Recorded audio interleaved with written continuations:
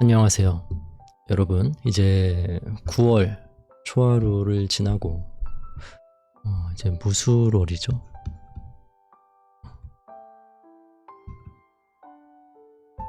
무술월에 진입을 했어요. 이제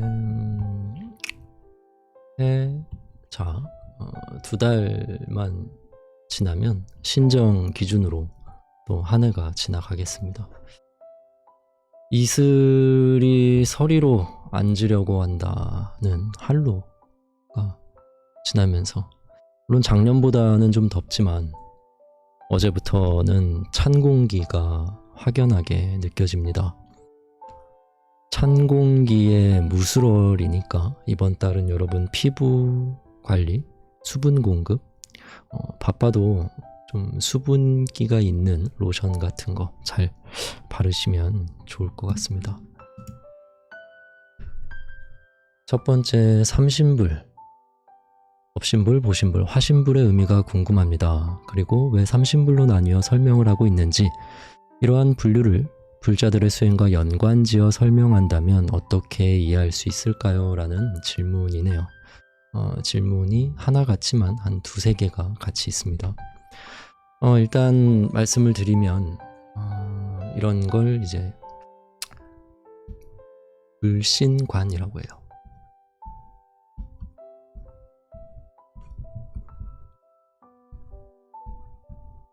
불신관이라고 해서 이 불신관 연구라는 제목으로 무슨 불신관 연구, 이런 제목으로 여러 학자 스님들께서도 여러 논문을 쓰고 계세요. 예를 들어서 어떤 유명한 고승의 불신관이라든지 어느 특정 종파의 불신관이라든지, 그러니까 이게 상당히 상세하게 얘기하려고 하면 꽤나 복잡한 문제라는 뜻이죠. 그래서 완전히 분석은 해드릴 수가 없는 거예요. 사실 그럴 필요도 없고, 왜냐하면 스님에 따라서, 종파에 따라서, 수행자에 따라서 이 불신관의 차이가 있다라는 건 붓다를 어떻게 볼 것인가 라는 수행자의 관점에 따라서 맞춰서 봐야 하는 게 맞기 때문인 거죠. 그러니까 여러 가지 연구가 있다, 연구가 많이 진행되어 왔다, 왈가왈부가 있다라는 그 자체만으로도 뭡니까? 이게 여러 방법으로 해석되고 관조가 될 수 있는 문제구나 라는 걸 우리가 알 수가 있는 거죠. 대표적으로 우리가 다시 이제 예불 모실 때 청사를 하죠. 청정법신 비로자나불,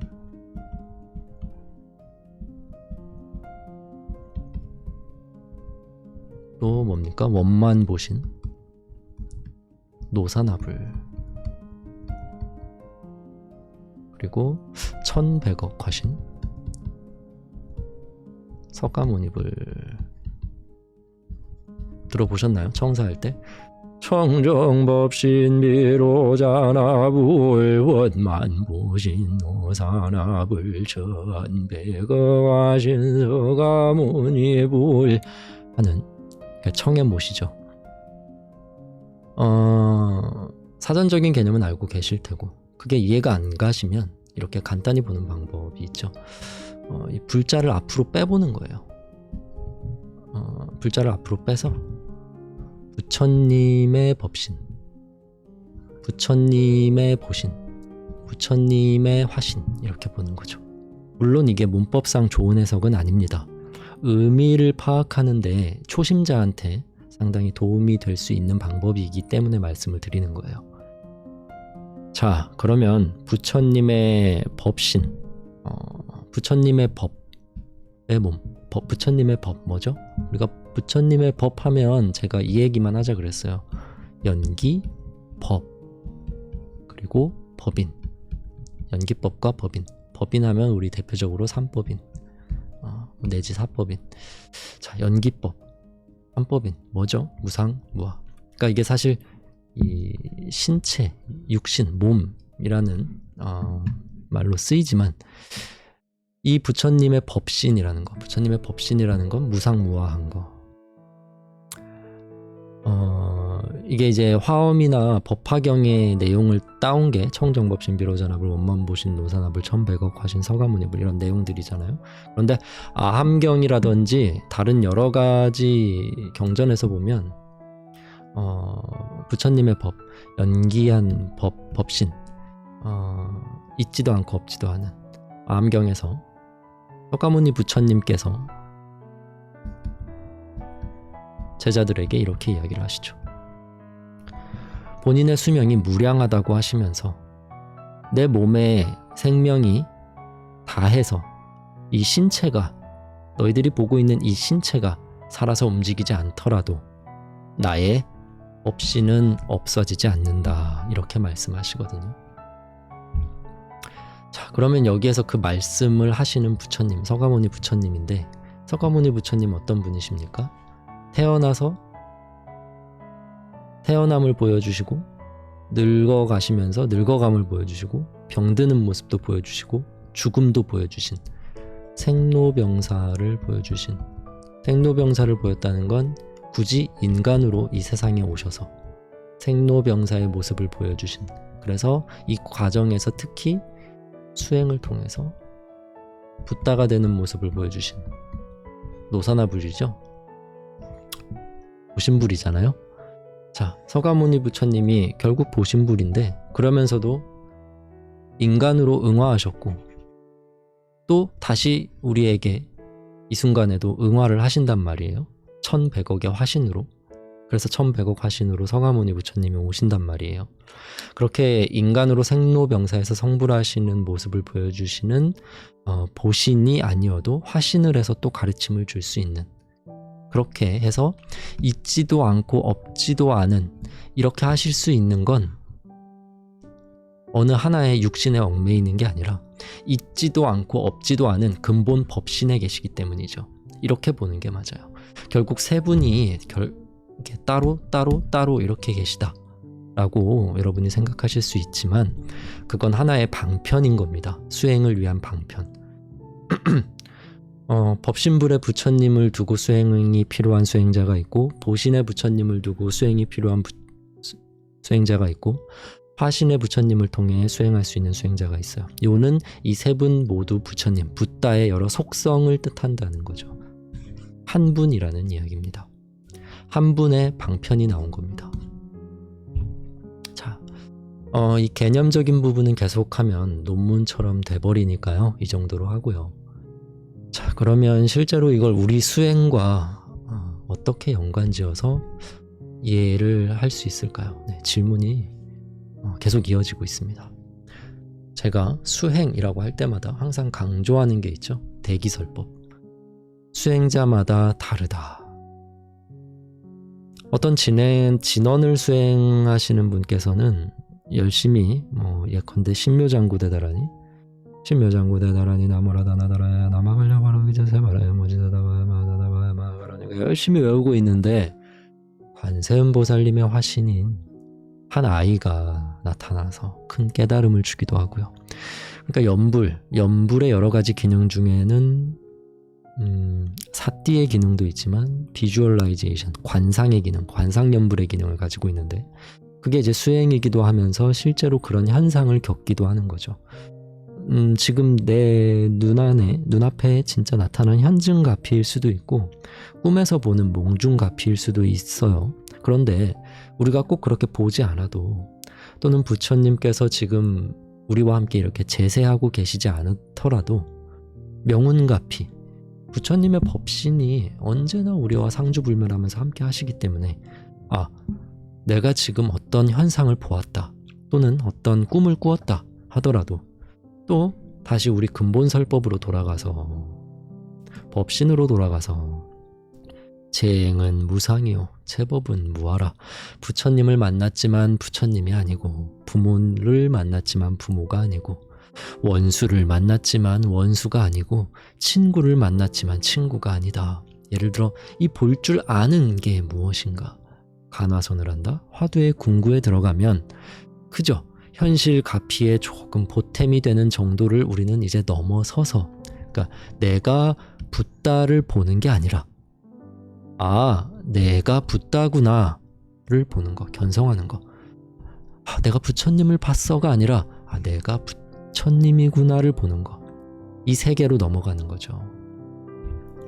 그래서 늘 말씀드리지만 이 불신관에 대한 궁구 역시도 현대 학자분들뿐만 아니라 이게 이제 서기 역사로 진입하면서부터는 많은 수행자들이 모두 고민을 했던 문제거든요. 지금까지도 그래요. 근데 그건 그런 우리 수행자들이 하나의 종파 내지 거기에서 세운 종지 이런 것들을 세우고 거기에 따른 수행을 세우고 내지 경전을 가지고 난 다음에 한 고민이에요. 그러니까 이게 나의 경전, 나의 수행에 도움이 될 수 있기 위해서 궁구하는 게 불신관 이런 거예요. 이 순서가 지켜지는 게 훨씬 유리하실 겁니다. 그런데 그런 것도 없이 만약에 이렇게 교리만 연구한다? 그러면 물론 어떤 지식의 저변은 넓어지겠죠. 근데 굉장히 헷갈리실걸요. 더 복잡해지실 거예요. 그러니까 그 넓어진 저변, 지식의 저변 속에서 내가 조금 더 신중하게 나의 수행을 결정하겠다? 라고 할 수도 있겠어요.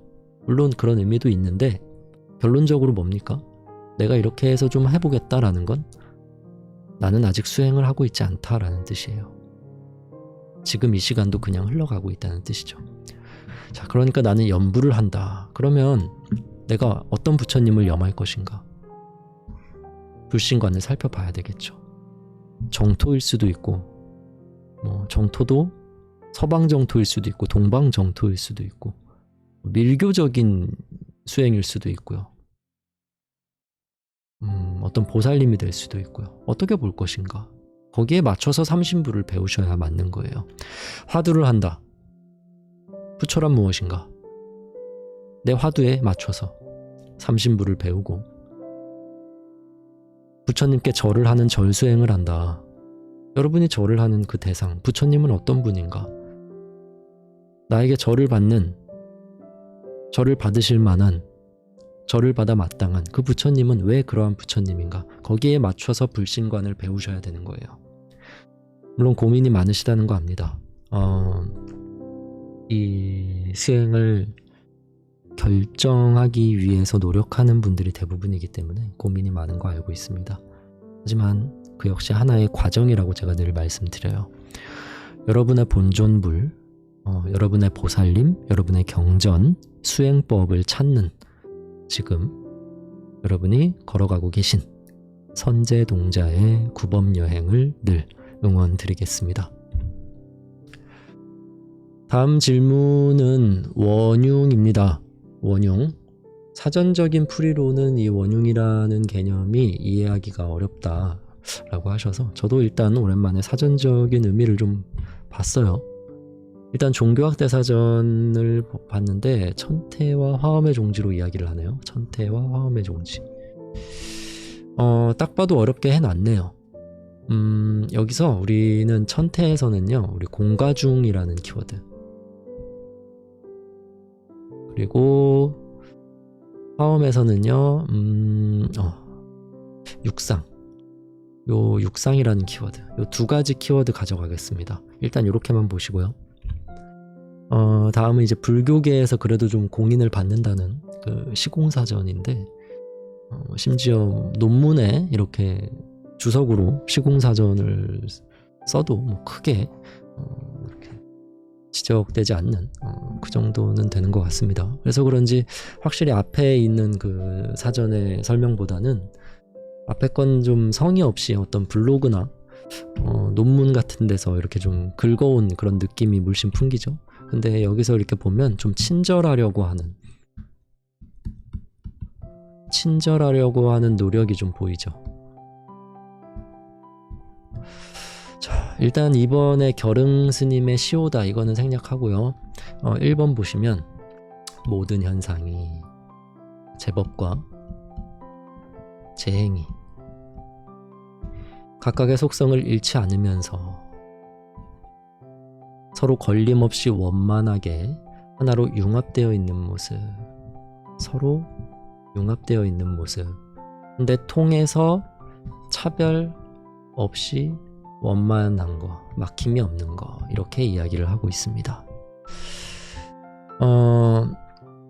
질문만 봐도요, 인연은 인연인 것 같습니다. 두 가지 질문이 묘하게 통하고 있는데, 저랑 혹시 이 시공사전 같이 읽어보면서 앞에서 이야기했던 불신관이 떠오른 분이 계실까요?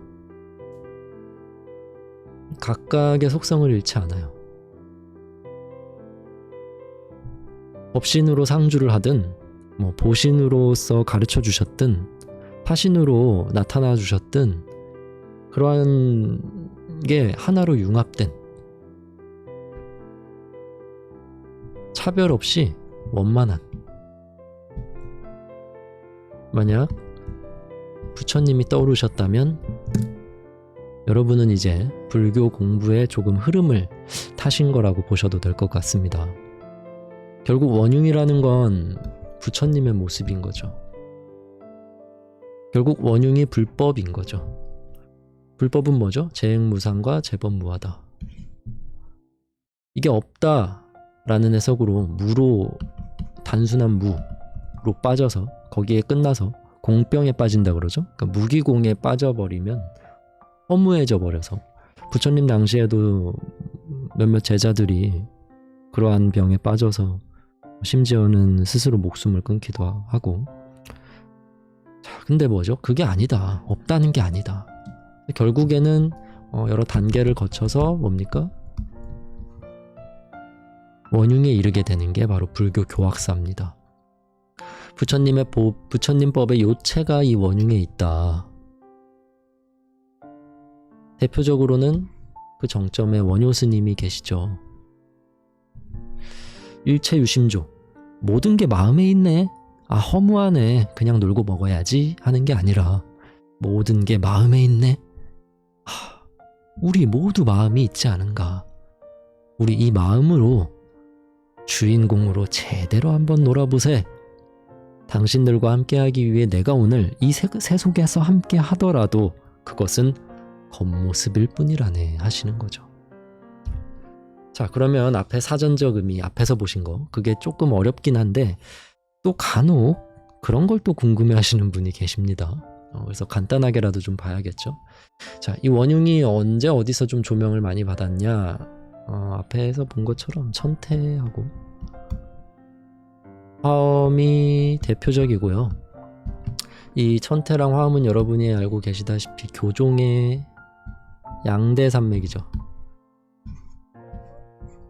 그러니까 출가한 승려한테는 기본 소양 같은 교학 체계 같은 거예요. 왜냐면 우리 동아시아 한국 불교 스님들한테는 이 천태 같은 경우는 나중에 마하지관이라고 하는 굉장한 선관을 토대로 이 선에 융합이 되고, 선불교에 화엄도 역시 화엄선으로 우리 조계선에서 화엄선으로 융합이 되죠. 나중에 특히 이게 바로 한국 불교 선의 또 특색이라고도 볼 수도 있겠습니다. 자, 그만큼 기본 소양 같은 교학 체계가 바로 천태교학과 화엄교학이에요. 줄여서 천태학, 화엄학. 그럼에도 불구하고 안 합니다. 어려우니까. 근데 해야 됩니다. 해야 우리 제대로 된 좀 이 선에 좀 도움을 받을 수가 있어요. 물론 다 해야 되는 건 아니에요. 이런 또 근기에 맞는 분들이 또 있습니다. 자, 어쨌든 이 두 가지로 이야기를 하기로 했는데, 자, 천태에선 어떤 키워드를 가지고 이야기하기로 했냐면 공가중이라는 키워드라고 하나를 집었고, 화엄에서는 우리가 육상이라는 키워드를 집었습니다. 자, 일단 공가중, 천태. 우리가 여기는 이제 공가중에는 각각 이 제자를 붙여서 공가중 삼재라고도 합니다. 공재, 가재, 중재. 하나하나가 진리인 거예요. 그러니까 공은 뭐죠? 무상, 무아.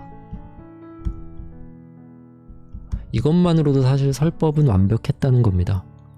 부처님의 반야설법으로도, 금강경만으로도 설법이 너무 완벽했다는 거예요. 그럼에도 불구하고 무기공에 빠지는 사람들이 생겨요. 특히 동아시아 불교로 오면 도교적인 해석이 가해져요. 그럼 이제 격이불교라고 하는데, 그러면 이제 더 심해져요. 무기공으로 빠져서. 자, 거기에 대한 대안으로 가져온 게 이제 가제. 대표적으로 뭐 유식학 같은 것들이 있죠. 중간학도 그 하나가 될 수 있겠고요. 잘못된 공에 대한 해석을 타파할 수 있는 보조학 교학 체계로서 상당히 큰 도움을 줄 수 있는. 자, 그러면 다 공인데 일단 지금 내 눈에 보이는 것이 있지 않느냐는 거죠. 내 눈앞에 분명히 지금 이 글자들이 보이고 제 이야기가 귀로 들리고 있고 내가 어떤 감정을 느끼고 생각을 하고 내 몸이 살아서 움직이고 있다. 그럼 이건 뭐냐? 이 현상들은 다 뭐냐? 분명히 있지 않느냐? 지금 내가 느끼는 감정이라는 게 있지 않는가? 그럼 이게 뭐냐? 그래서 이 가제라는 걸 하나 더 세운 거예요. 지금 분명 이렇게 현실이라고 있지만 그거는 가짜다. 2600여 년 전에 부처님께서 보리수 나무 아래에서 수행을 하고 계셨습니다. 보리수 나무 아래에서 보리수 아래에서 수행을 하고 계시다가 마왕 파순이 마라가 공격을 합니다. 딸들 통해서 유혹을 하기도 하고 군대를 동원해서 공격을 하기도 하는데 마지막의 공격은 부처님과 같은 모습을 하고 나타나서 앉아서 부처님의 그 본질을 공격한단 말이죠. 그때 이 마왕 파순 마라에게 부처님께서 보리수 아래에서 하신 말씀이 아니다. 너는 내가 아니다. 너는 그저 집을 짓는 것일 뿐 내가 아닌 가짜다. 이러면서 항마촉지인과 함께 흙으로 돌려보내신단 말이죠. 이렇게 가르치니 어느 정도 문제가 해결되는데 이런 형상에 집착하는, 그러니까 형상에 또 이걸로 또 해결을 어느 정도 했는데 여기에 또 집착하는 수행자들이 또 부지기수로 늘어나요. 어쩔 수 없긴 합니다. 수행이라는 것이 워낙 어렵고 성불한다는 게 워낙 어렵다 보니까 부처님만 봐도 수메다라는 청년으로 시작해서 사아승지 10만 겁을 태어나고 죽고 출가하고 수행하고 태어나고 출가하고 수행하고 죽고 태어나고 출가하고 수행하고 죽고 어쩔 때는 그저 육신을 보살처럼 보시하기도 하고 이렇게 세세생생에 거쳐서 수행을 해야 되니까 지금 우리에게는 뭔가 갑갑하고 답답하고 화도 나고 조급증이 생길 수 있다는 거예요. 그러니까 이게 워낙 너무 어렵다 보니까 이 수행하는 과정에서 갖은 현상을 맞닥뜨리게 되는데 예를 들어 부처님을 본다든지 보살님 또는 조상님을 봤다는 분도 계시고 빛이 보이신다는 분도 계시고 많아요. 실제로 그런 현상이 일어납디다. 그런데 이렇게 백척간두 진일보를 하자, 이 먹고 하자, 그런 현상이 일어났을 때 그렇게 해야 되는데 그걸 안 하고 그 현상에 또 온갖 육군을 쏟아요. 온갖 육군이 쏠려요. 그래서 그냥 그 경계에 빠져버리고 그 경계에 집착을 해버려요. 그러니까 또 문제가 있으니까 중도가 필요해요. 중도다. 그래. 무상무한 공인데 그래. 현실도 있어. 이 둘 다 진리로서 완벽한데 여기로 제대로 이해를 못하겠다면 중도로 가자. 중도의 길을 가자. 그렇지 않으면 공병에 빠지거나 형상에 빠져버리니까 중도의 길을 가자. 가장 안전하다. 중도라는 건 현실을 살더라도 늘 깨어 있어야 한다. 깨어 있자. 성성적적하자. 이렇게 친절함의 끝인 거죠. 친절함의 절정. 이 중간학의 영향을 받은 천태스님께서 이것을 보살의 경지로 보셔요. 이 중도제를. 그래서 가장 친절한 경지. 그러니까 천태스님께서 보신 그러면 부처님의 경지는 뭐냐? 이제 일불승이라고 하는데 이게 이제 즉자를 붙입니다. 즉자를 붙여서 즉공, 즉가, 즉중. 즉공, 즉가, 즉중. 잠깐 말씀드리면 화엄에서는 이거를 이제 상즉 상입한다 이렇게 얘기하고, 천태에서는 즉공, 즉가, 즉중이라고 해서 공과 중 3제를 원융한 것으로 봤다는 겁니다. 이게 천태의 3제 원융입니다. 공도 완벽해, 가도 완벽해, 중도 완벽해. 다만 우리가 잘못 수행을 하는 과정에서 이 가제도 필요했고 이 중도제까지도 필요하게 되었다는 겁니다. 그러나 이 제대로만 한다면, 제대로 수행만 했다면 이 공돌이로도 가제와 중도제를 어긋나지 않는다. 이 가제만으로도 일체 유심조를 깨달음을 통해서도 공제와 중도제에 어긋나지 않는다. 이 중도제로 수행을 하면 공제와 가제를 모두 아우른다. 결국 수행자는 자신의 길로 하나를 가는 거다.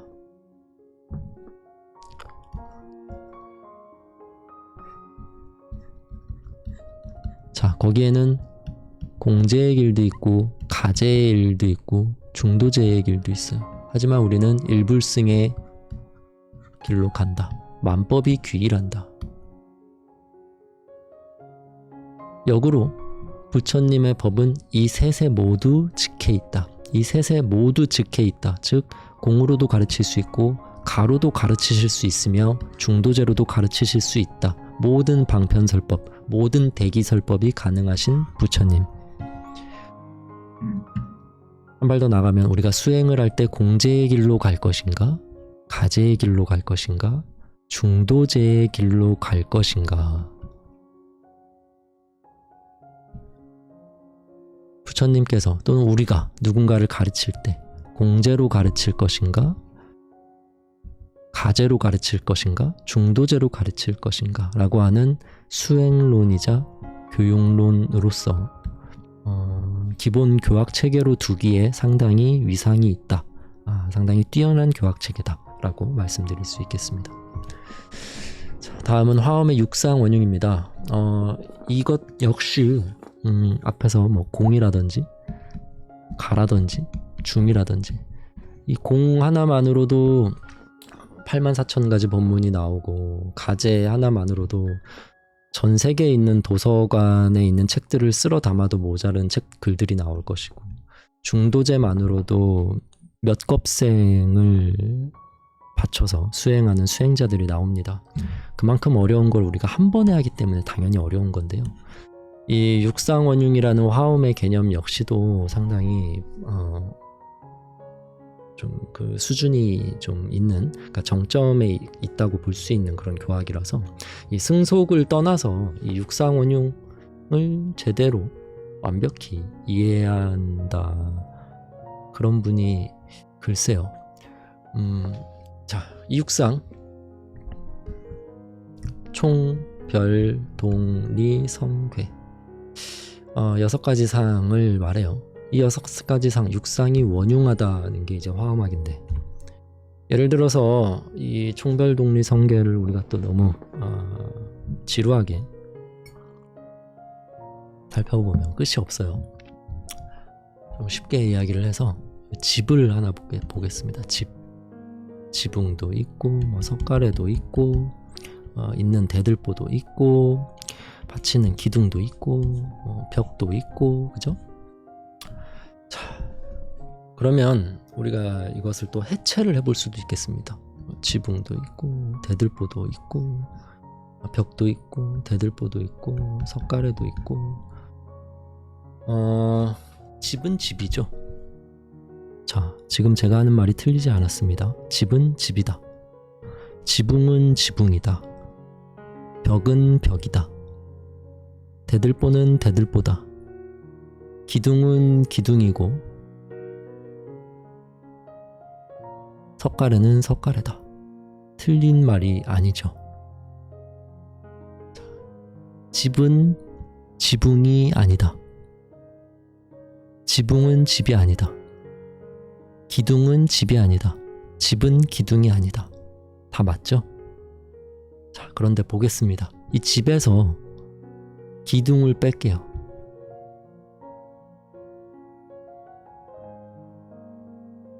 이걸 집이라고 볼 수 있겠습니까? 무너지겠죠. 대들보를 뺄게요. 무너지겠죠. 지붕이 없는 집을 우리가 집이라고 합니까? 어느 하나라도 무너지면 이루어질 수가 없죠. 이 말도 역시 틀리지가 않죠. 그렇다면 기둥 없이, 지붕 없이, 석가래 없이, 벽 없이 집이 없다. 이 모든 것들이 우리 눈에 상당히 모순되어 보이지만 결국엔 하나라는 거죠. 자, 자동차를 볼 때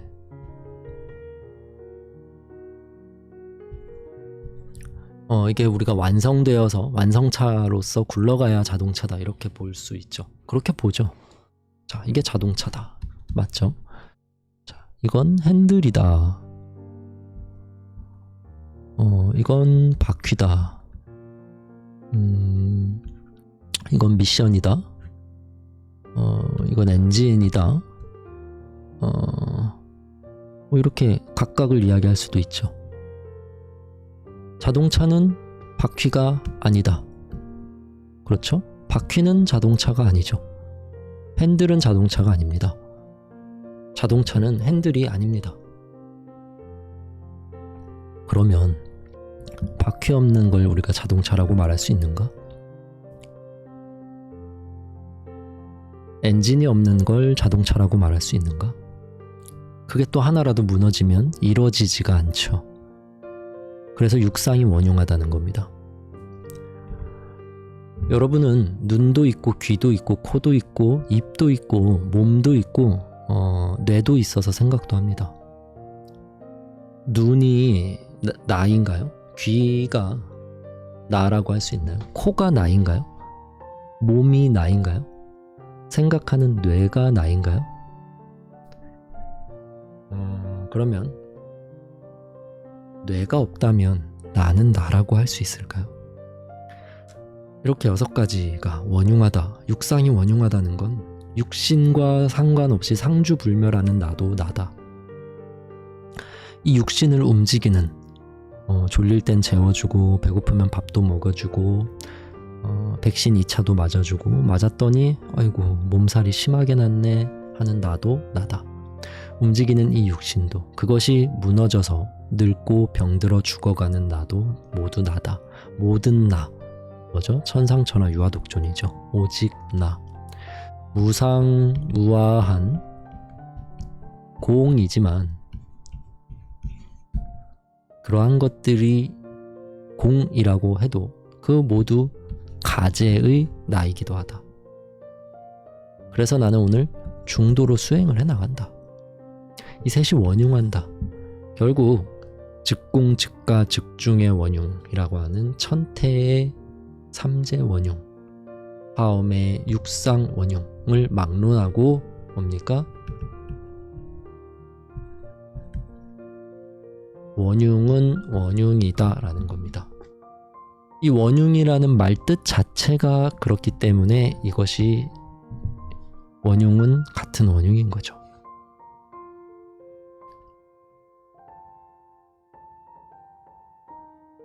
굳이 말하면 같아서 달라서 원흉인 겁니다. 부처님도 있고 보살님도 있고 인간도 있고 아귀도 있고요. 축생도 있고 지옥에도 있어요. 그러면 부처는 부처죠. 중생은 중생입니다. 보살은 보살입니다. 다 맞아요. 중생이 없으면 보살이 있을까요? 그냥 성불하겠죠. 자, 그런데 중생이 없으면 부처님께서 인간 세계로 도솔천에서 내려오셨을까요? 도솔레이 할 이유가 없죠. 그럼에도 불구하고 이런 모든 것들이 우리에게는 모순되어 보인다는 겁니다. 그걸 오히려 전도몽상이라고 보는 거예요. 자, 오늘 하루, 바로 지금 여기 이 시간에 여러분은 지옥에 허덕이고 계십니까? 혹은 짐승처럼 살고 계십니까? 악귀라든지 수라가 되어서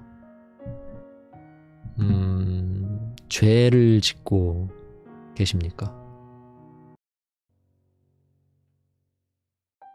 또는